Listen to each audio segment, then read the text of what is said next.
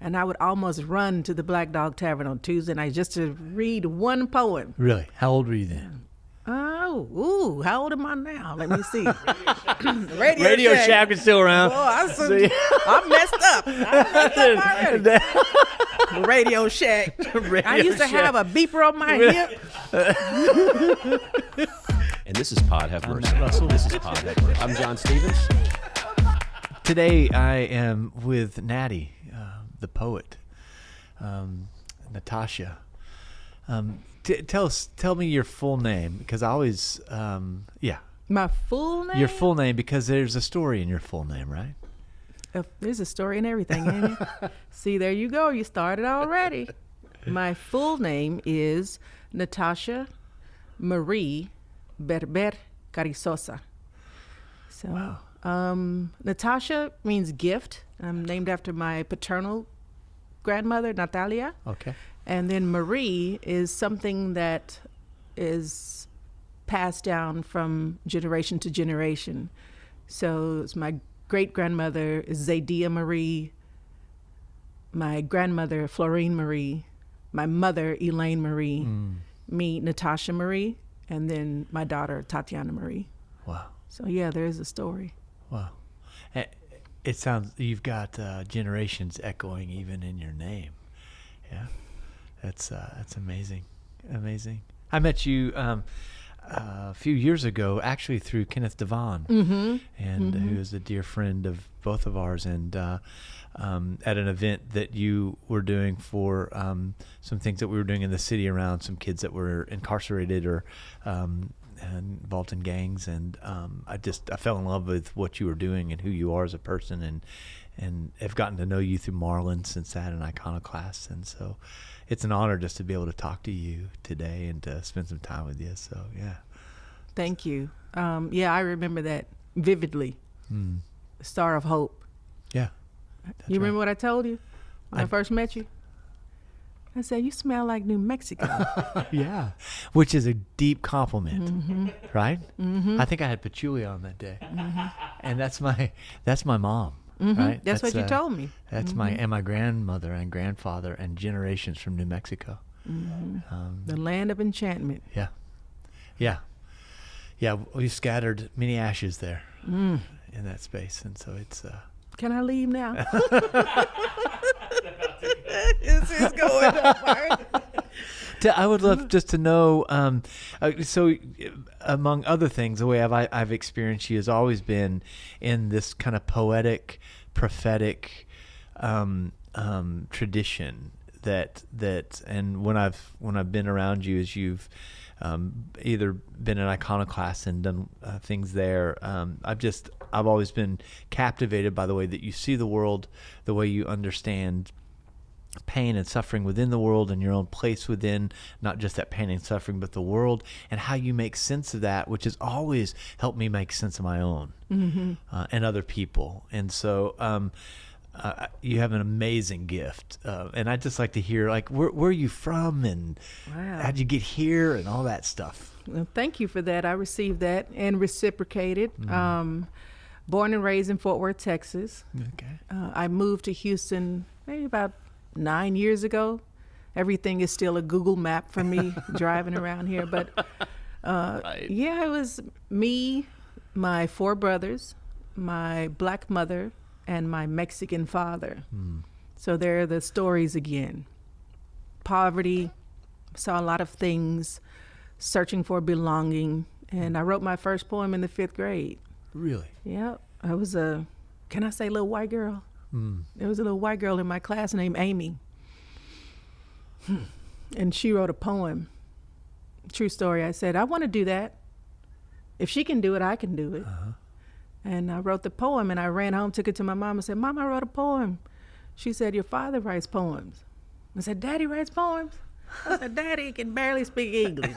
Daddy is a roofer. Daddy writes poems? She said, no, your real father. Yeah, plot twist. She said, your real father writes poems.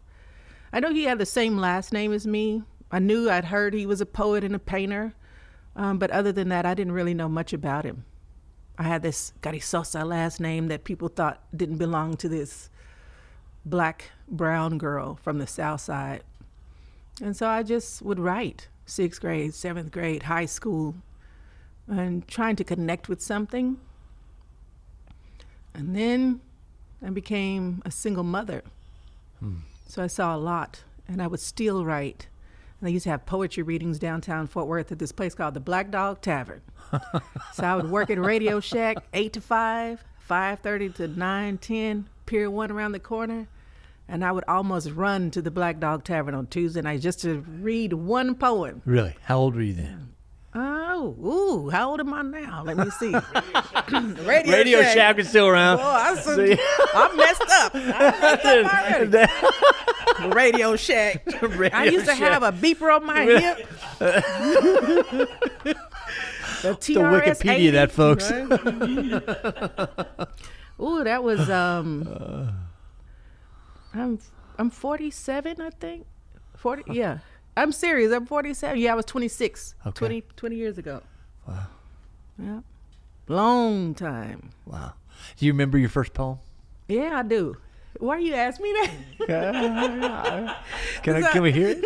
No, I don't. No. I haven't memorized that. But sometimes it's when someone asks me about like the first poem. Yeah. I instantly hear music in my head, and that's why I started laughing, because I used to have this. I'm dating myself again. Used to have this hip hop group called Houdini. Oh yeah. And he had a song called Friends. How many of us have them? Yeah. Friends. Ones we can. So anyway, that is the song that I wrote my first poem to. Wow. In the 5th grade. You know why I wrote it? Why? Because I didn't have no friends. So this is There's that sense of belonging again. I was like, they won't be my friend in real life. They're going to be my friend on the page. you got to write yourself into friendships, don't you? You man, do, don't sometimes? That's funny. So from there and kind of going through school, did you realize when did you realize you wanted to write, had to write, needed to write? Ooh, man. I think it was just like if spirit carrying me. Huh. It was just something that was there. That's where my joy was. Yeah. Even when I was full of sorrow, I was still joyful. And I forgot who it was. I don't know if it was, no, I know who it was. It's from Letters to a Young Poet. Yeah, Rilke. Somebody, yes. Yeah, Renee Rilke. Yes, somebody had given me Letters to a Young Poet, and that was around, my mid-20s. And I'd read something in one of the letters where he was writing and said, like, go inside yourself and Yes. see if, like, whatever that thing is commands you to write, and if you would die if you couldn't. And that was the first time that I saw on paper, like, yes, this is how I feel. For 20 years wandering in the wilderness or wherever I was, I saw someone had written down what I felt. And from there, it was just like there was nothing else. Yeah. So so you started writing at that point, or No, didn't I tell you I wrote my poem in the 5th grade? No, and I wrote, all through my teenage years. I wrote through the years. I've always been writing. Okay. Always been writing. There was a time that I disappeared for 2 years, from the poetry scene in Fort Worth. And that was like, as a matter of fact, I went to New Mexico for the National Poetry Slam. It was 2003.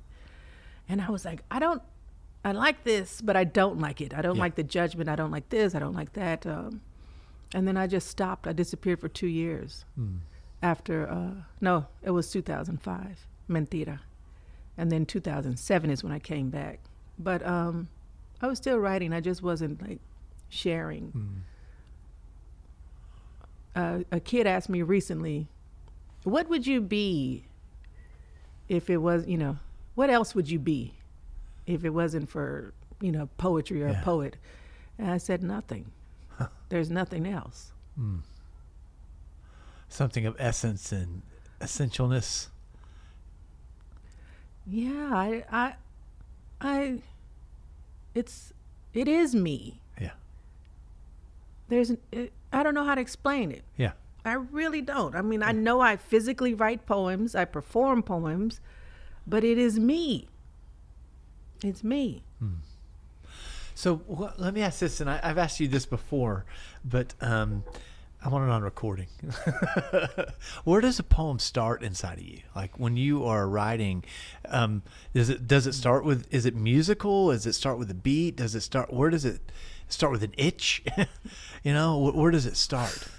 It starts. It starts with God. It starts with God. Tell me about that. God say, okay, it's time. You know what you got to do. And I don't talk about this to everybody, but I get this feeling. It feels like God is saying, okay, you're going to walk into this tornado. You're going to sit there and you're going to spin. You're going to be wherever I am, wherever you go. And while you're in there, you're going to write. And then you're going to walk out. And then you're going to share it with the world. Now, all of the poems that I write, they come from different places. I wrote a poem 20 years ago about a story. I saw a kid's face in the paper. His name was Fahim Williams. And I was on my way to the Black Dog. And I said, this little boy looked like my daughter. I was on my way out the door, and I had to stop and sit and write. And I wrote that poem. After I disappeared for those 2 years, I felt like Rip Van Winkle. Been asleep for 100 years at the foot of a tree. I was like, I have this habit of playing hide and seek with myself, and it just comes. I woke up, I've been working on this book for 6 years. And my husband said I get this look on my face. Got up, felt something, walked outside, came back. I get heavy when I get light. It just comes. And I have to sit with it. Wow. Is that a place that you like? You endure, Ooh. does that, what is it like for you to I'm getting be chills now. in that space? I'm getting chilled now. Endure is a good word. It's like nothing else that I experience in my everyday living. It's like nothing else. I don't know how to describe it. It's like enduring, but also witnessing, like bearing witness, like seeing it, feeling it, carrying it, bearing. Yeah, I don't know how else to describe it. When I listen to your poetry, there are these, it feels to me from an outsider looking in that you are wrestling with different parts of yourself. And on every level, whether that's your, kind of the biracialness of even your name, the story of your name, whether that's your, things of your past you're trying to make sense of. And I've often found myself found within that your poetry and within your writing having felt listened to, and also maybe a way forward in my own healing. And so I'm wondering, I want to say thank you for that, because I want to talk about, how folks can get your book and poetry and all those other things. But at the same time, that's deep work. It feels like in some ways, there's a spiritual, direction, and in some ways poets have been spiritual directors for me, and you do that.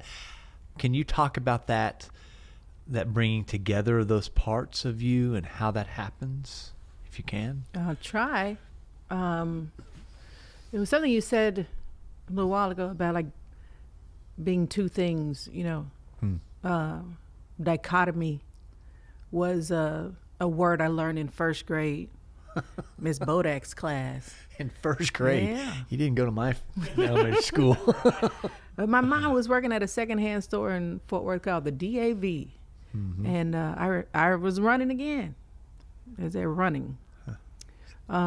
Ran to the store and told her about this word dichotomy, and she paraded me around the store, and I felt proud to know something, to know a word like that and what it meant.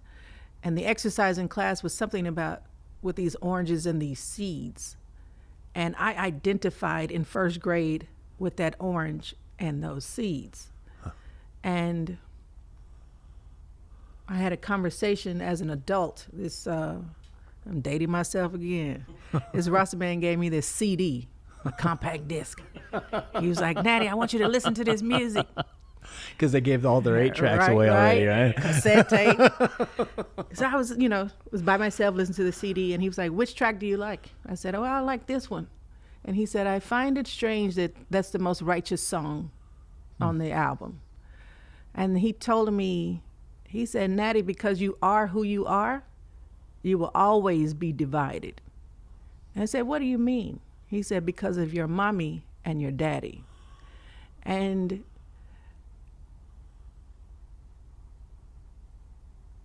when I sit with the Most High and I write, God has already planted the seed in me. I don't even know when it was planted. The words, they come, the spirit comes, the music is there, the memories, all of that. It's like I'm always divided, and I'm always my mind, my spirit, my body, my humanity, my whatever it is. It feels like I keep talking about the wilderness because I just need to go on and do the poem. Yes, would you? I just need to go on and do the poem. Come on. I need to stop looking at you too. Because them eyes. So it's happening to me now. I already knew when we sat on the couch before we even started, but it's like, okay, Natty, walk through the tornado. Do what I tell you to do. Heavy light. I get heavy when I get light. Some days like today, I wake up crying.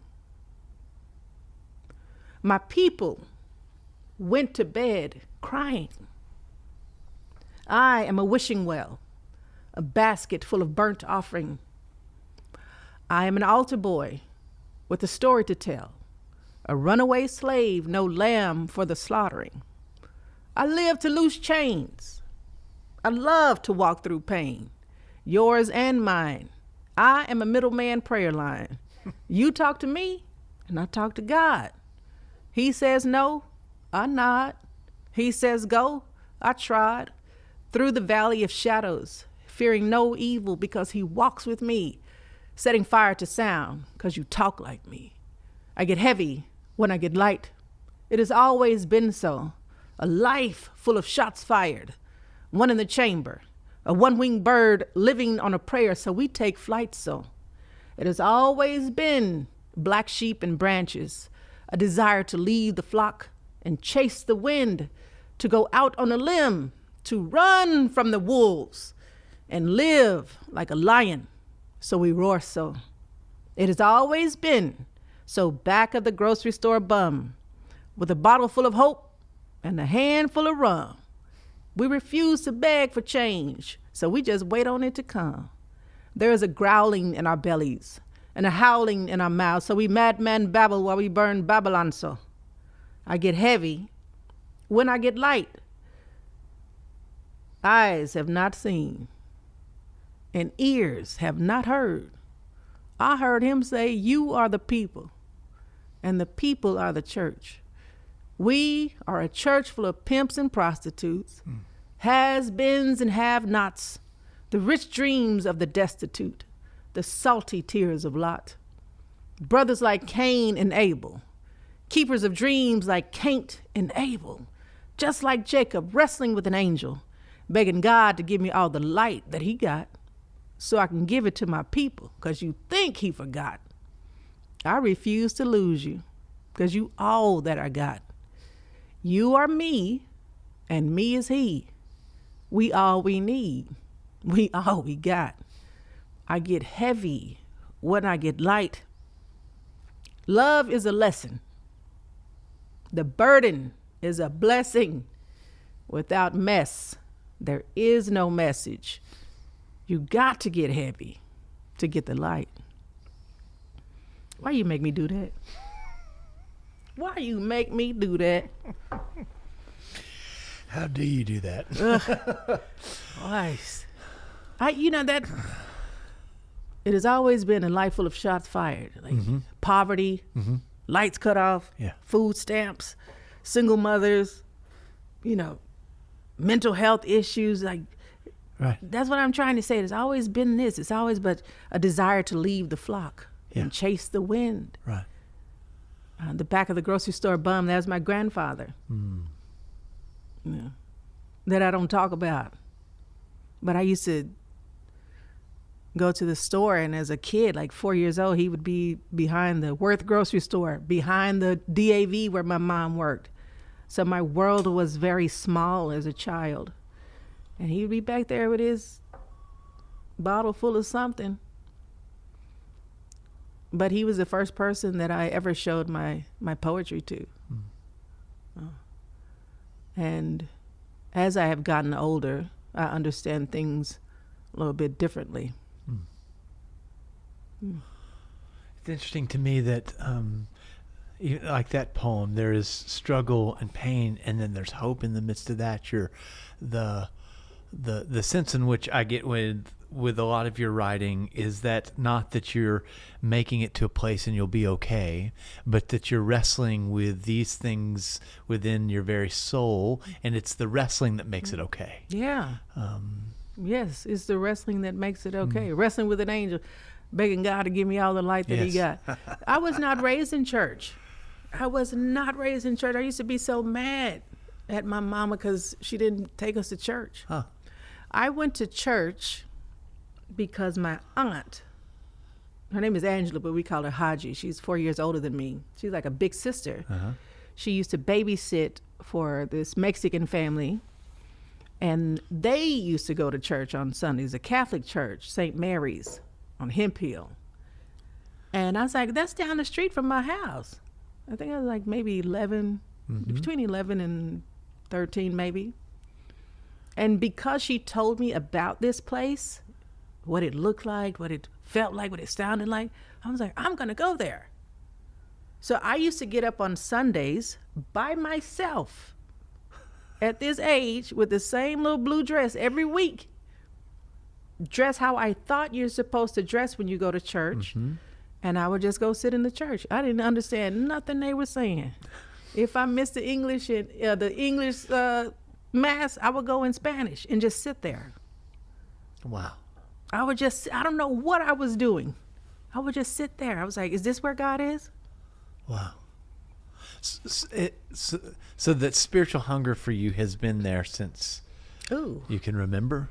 Or has it always been there? It's needed a name and a journey? I don't know. That's a good question.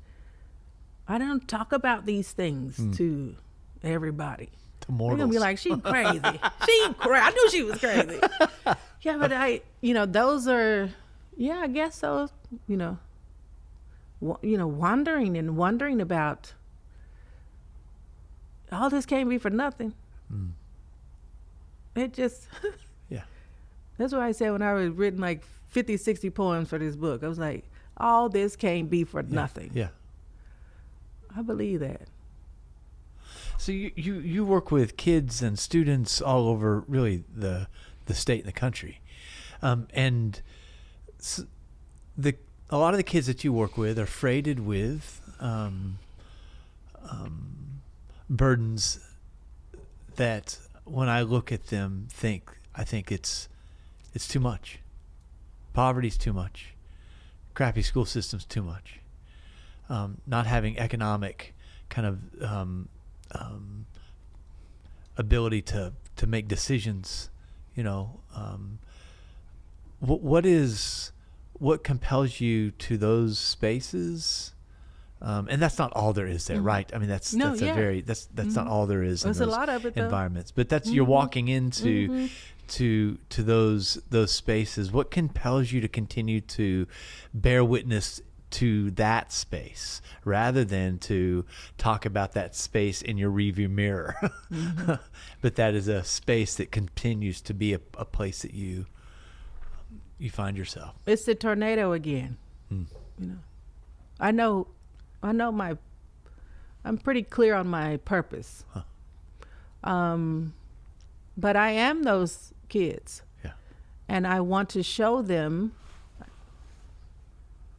there is something else. It might not be poetry. It might not be being a writer or a performer or any of the things that you see me as, but there is something else. There is something greater. Last week I was in a space at a church here in Houston, and I start with these little sticky notes because it takes the sting out of writing. And I ask them questions. I tell them about me. And the things they write are so profound. In this church, on one of those sticky notes, one of the kids' questions was, why does my brother call me gay? Oh. Yesterday in San Antonio, a student wrote on a sticky note, he drew some water and two figures in the water drowning, and said something about depression and helping one another. That's on a sticky note. How old is this kid? That was middle school. Wow. Yesterday, and middle school last week. In Colorado earlier this week, in college age kids or students, they talked about social anxiety, COVID. Yes. Things that COVID has taken from me. And I asked them, what is it that has, made you feel like this? I put my hand on my mouth, or this. And they just share. They share because I share. Yes. And I think I just don't want them kids to feel like they're alone. Yeah. Yes, poverty. Yes, mental health. Yes, identity. All of these things.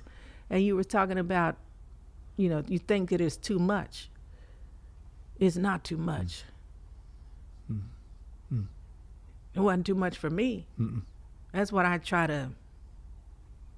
And maybe that's it. Maybe there's something that I've always wrestled with, which is if there's going to be a time in my life, if I do it all right and I get it all together, I won't have problems.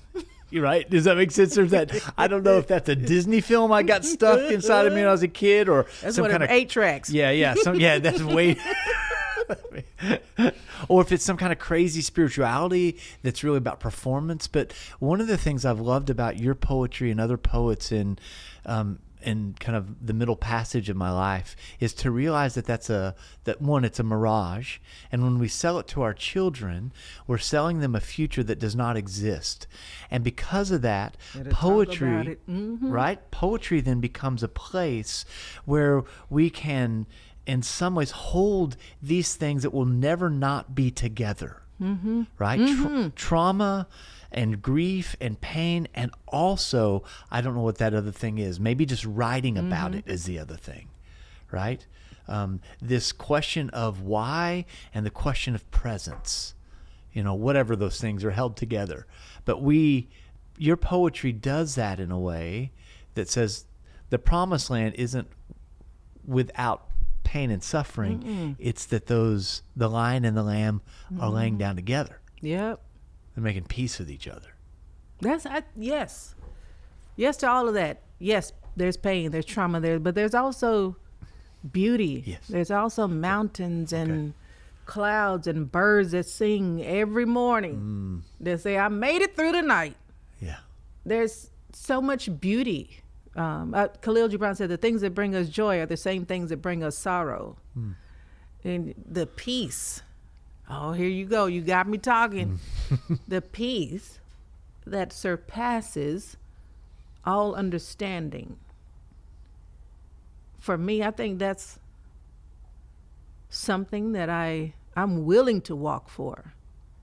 I'm willing to just a drop of water. I'm willing to do those things in whatever capacity I can. Wow. So the spirituality of your poetry, what's the basis of that in your own life? I don't know. I don't know where these. Because here's a girl that's walking in a blue dress going to a church and she doesn't even know what they're saying half the time, but you're compelled, right? Don't know. And then you show up at churches occasionally and do stuff, and but there's but that all of your poetry bears witness to some other presence too. Yeah, I don't know. I really don't know. Shoot, I don't know. I just be going places and doing stuff. See, I was looking for another poem. Go. But this one just popped up. This one just popped up. I was looking for something else, but this one came. Beauty is ugly. I like this. We want to be God. We clamor for control over things we did not create. Things like other people, their lives. We have and give unwarranted opinions about their journey, their decisions, their depressions, their money problems, the way they should raise their children, their houses, their mishaps, mistakes, their joys, their successes, their education, their laughter, their sad faces, the way they should spend their money and days. They should go to church. They should not stand for that. They should not weep. The way they think, the mud, the seep, the red eyes, no sleep. They should not swallow pills to hide pain. They should not drink. They should pay their bills on time. Their relationships, they are struggling. They should not be this way. They should not act like that, be like that. If only they didn't consider. They should not hide the way they worship. They should be themselves. Beauty is first, ugly. God loves me. They should not question the Most High of all things. This is not them. They, there. This is us. Me, here. I said, we want to be God. I meant I want to be God. I think they say misery loves company. This is why me, craves altar. Maybe this is why me, has this incessant need to confess. Maybe this is why me, plays slave to imagined obligation, God, daughter. Can God? They can't see me. I drown, drink, mend, cannot mind my own business. Rather than look at them, than see me. I battle scars, stars, galaxies, Galatians 3:3, ephemeral, Ephesians 3:3. I reveal, Revelations 5:5. I am no lion. There is no food, only famine on my spinning offering plates. Who am I? I am everything but God. I am nothing but God. I am backwards. I am glory, but gate. Some days I swing. So you got me reading the exclusive stuff. Talk to me about that. I can't remember when I wrote it. Yeah, I do remember when I wrote that. I was on the back porch. I just was, in that tornado. I think part of it was social media. Yeah. I think that was something that sparked me. Like these images, this beauty, these screenshots, this filters, this all of this stuff. Like, am I looking at what I? And then we don't post, what's really. No. No, you got to look at my vacation. Look where I'm at. Right. Look at my new clothes. Yeah. I'm doing this for the kids. Right. Yeah. And I was like, beauty is ugly. Yeah.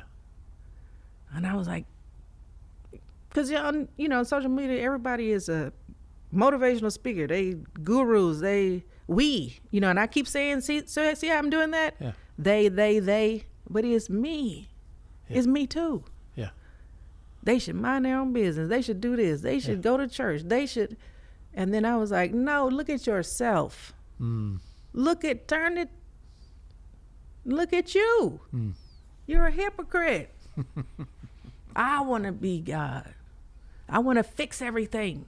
Yeah. I want to stop the suffering. I want to stop the bleeding. I want to stop the pain. I want to be a savior. I want to save everybody. I want to pay my brother's light bill. I want to cash app this person something. I want to surprise some. I want to bless somebody. And meanwhile, I'm sitting there like, what? How much is my light bill? Right. When am I going to get some more money? I got to go back out there and work. I'm human. And this is the way my mind thinks. And some days, like, I was listening to Radiohead. And you got a song, Spinning Plates. I can hear it in my head now. But I was thinking about turntables, spinning plates, and I was also thinking about offering plates, circles, and just different things, and that's how it came out. Beautiful. I heard in that also the projection that we often do when we're talking about them, that we're confessing our own sins, right? Yes. And that how often our world gets divided because I'm confessing my own sin but projecting it onto other people, That's it. Yeah.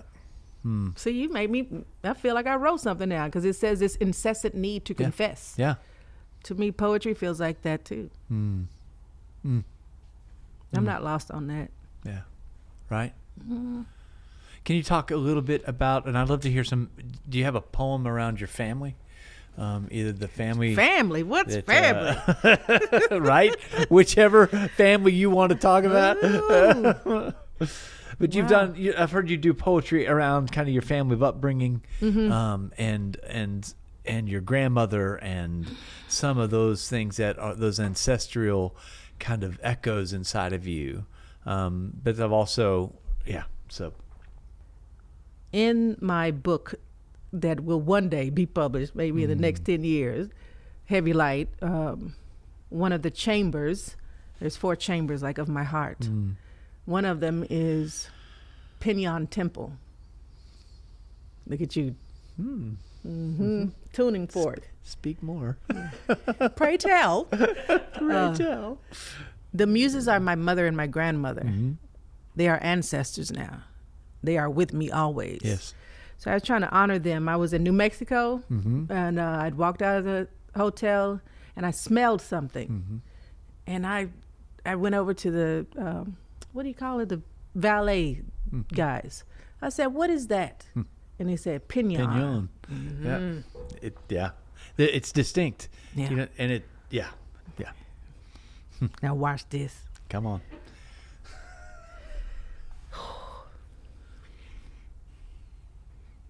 Turned to smell, made a fire, no better, cannot help nor keep myself from pinyon and sage, our seashell. They are not here, Samira. Burn returning, hell hath no fury, Florine. My grandmother was born and raised in Arizona, land of pinyon, without a sense of smell. As her first grandchild, she made me inhale everything. My mother was born and raised in Arizona, land of pinyon, without a sense of father. As her first child, she made me exhale God. Me was born and raised in Texas, land of where pinyon landed, with a sense of desert spirit. As a child of everything, I am nothing. Grandmother, mother, ash, God, everywhere, everywhere, everywhere, everywhere. Pinion, sage. The lines are four lines. Okay. But it's very deliberate. And sometimes when I write, this line will go with the above and below line. Okay. So it's one of those poems that you might have to, Yeah. see it. But I wrote that to, there's a cellist named Sheku Kane Mason. And he has this song, you got to hear it. It's called Aboda, Okay. God's Worship. So I was gone. That's playing in my head, and I'm landed where Pinion landed. That's beautiful. Thank you.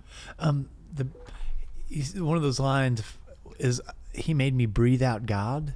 Yeah, my mom made me exhale God. Exhale God. Talk about Yeah. that. What's Then remember I told you I was mad at my mama for not yeah. for not raising me in Okay. church, but now that now that I'm older and I think about it, like, to me, there is religion and then there is spirit. Yes. And Yes. so, Yes.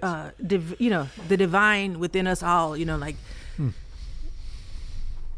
my living experience, my stories, my mother, my grandmother, the Maries, the poverty, the DAV, all that made me exhale God.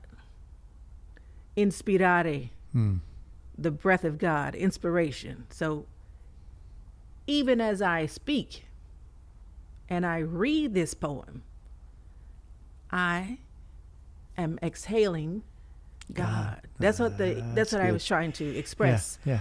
And so I was saying, like, my grandmother made me inhale Yeah. everything. My mother made me exhale God. Yeah. My grandmother, she literally was born without a sense of smell. So when I was little, she made me smell everything. Perfume, soaps, food, all of this. So my sense, so that's why the pinion and the sage and the smells mean something to me. And I think that's why I said, when I first met you, smell like New Mexico. Yeah. A keen sense. That's so funny. I get a quart of pinion every year, and I burn it in my backyard in my little outdoor fireplace, little solo. I'm coming to your house. Just because I need to be around that smell. Yes. And there's something about, like, ancestors, like, so being born, like, in a really white dominant culture, kind of Christian. You was born? I know. No. I hate to break this to you, Natty.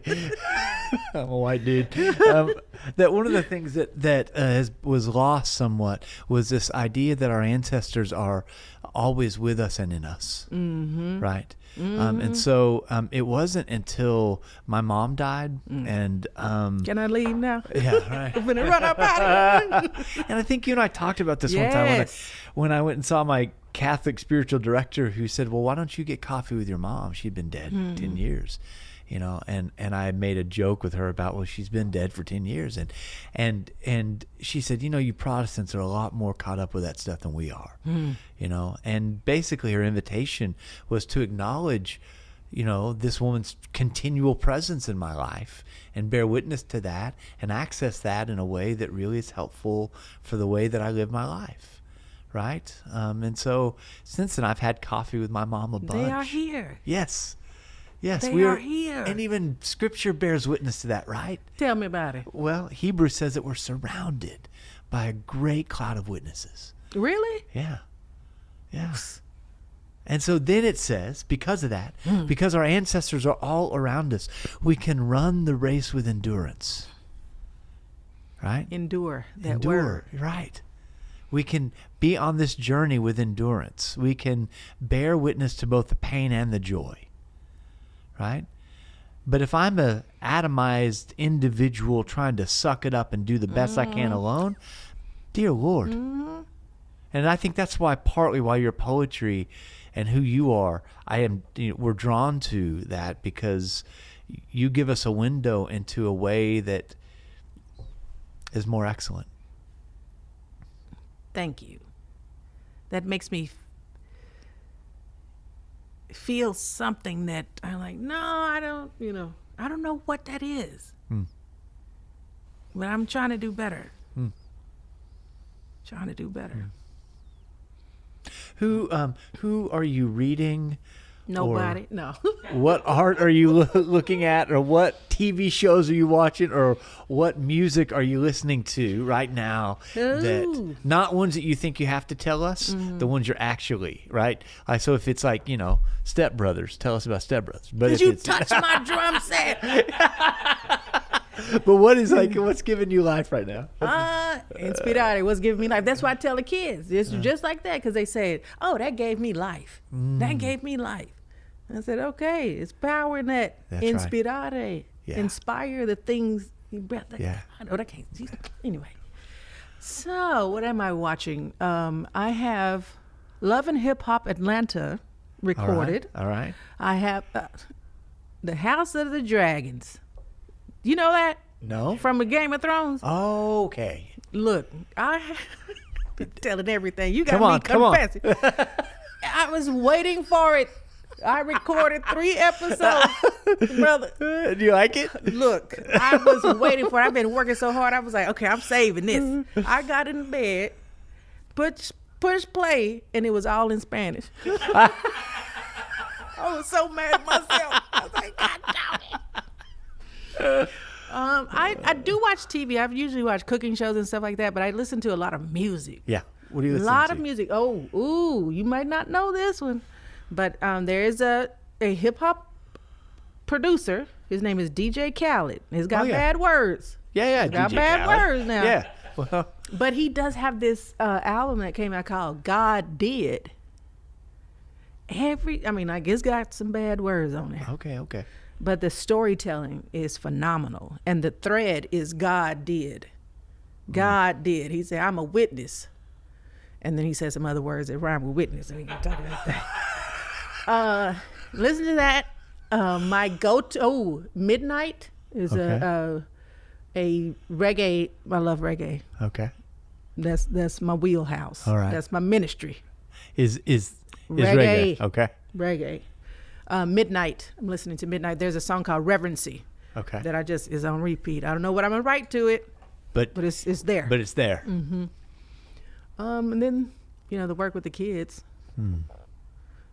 Yeah. Sometimes I'm tired. Yeah, I'm having back pain. Yeah. Oh, I gotta get on this plane. But when I see the kids, like, there's my fire. Yeah. That's my water too. That's awesome. What you listening to? Wow. So I've been throwing back a little. I've been listening to some Mumford & Son lately. Some of their older stuff that I don't know why. Mm-hmm. There's a song called Beloved that I've got on repeat that just, in some ways I listen to music that returns me to myself or takes me out of myself, if that makes sense. So, I'll listen to music that will remind me of the things I often forget and need to be reminded of, which is to be present and to, that I'm loved, those kind of, that, and who I want to be as a dad and as a father mainly, so listen to some Radiohead, because my son just discovered Radiohead. Just now? Which, like within the last couple of months, oh, which wow. he's a 14, 15-year-old, which makes me, he's like, Dad, do you know? And I'm like, he's discovering all these. You can't be too excited. Right? No. Oh, really? Oh, wow. Tell me, which songs do you listen to? So now on the way to school, he's reintroduced me to Radiohead. Yes. Yeah. So have you ever seen the new Basement tapes? No.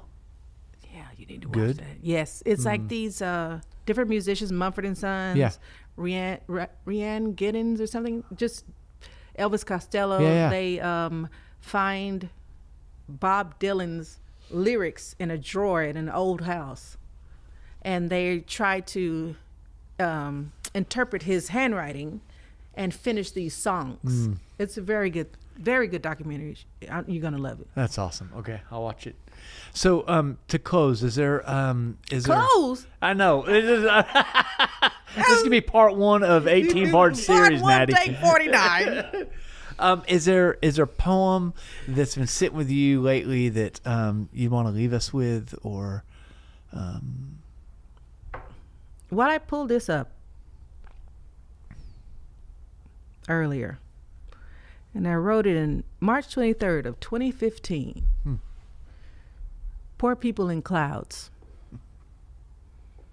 Poor people pour themselves into the ground like sky when it rains, one drop at a time. When tears escape face and question answers mouth, why do the clouds hang above my head so? How do they know who to touch and who to leave dry? Who grows without water? Who can overcome shadow? Not I, for I am a poor people. Can a camel walk through the eye of the needle? To whom is richness granted? Living water chooses its own vessel, just as a seed cannot choose where it is planted. Yet it is possible for pauper to become prince, and prince to become king, if he knows the ground is the beginning of all things. Poor people pour themselves into the ground like holy libations, seeping like blood and sand from the hand of the Most High. I am a poor people, and poor people cry with a nation of jewels dripping from my eyes. I was just like, which one? I didn't even know what the poem said, but I was obedient. Thank you. Thank you for being obedient. Don't send me no more emails. I'll be there. So folks want to listen to you, watch you, be mentored by you in your words and books. How do we get a hold of you? How do we follow you? Call you. And Okay, you know. right. I will. I am your agent now. I would love that. That would be I'd take that on in a heartbeat. Natty, you got vacation Bible school at 10 o'clock. I have you lined out. I am on social media. Okay. Natty Poet, NATTYPOET. I started doing these little TikToks too. Oh, good. My book Crown is out Yes. there, but you can find it on Amazon. Okay. Just put in Natty Poet and you can find me. Good. I'll answer. Good. Thanks for being here and for doing what you do in the world and just being who you are. You're a gift to us all. Well, I'm Matt Russell. I'm Natty. And this is Pod Have Mercy. Pod Have Mercy. Pod Have Mercy.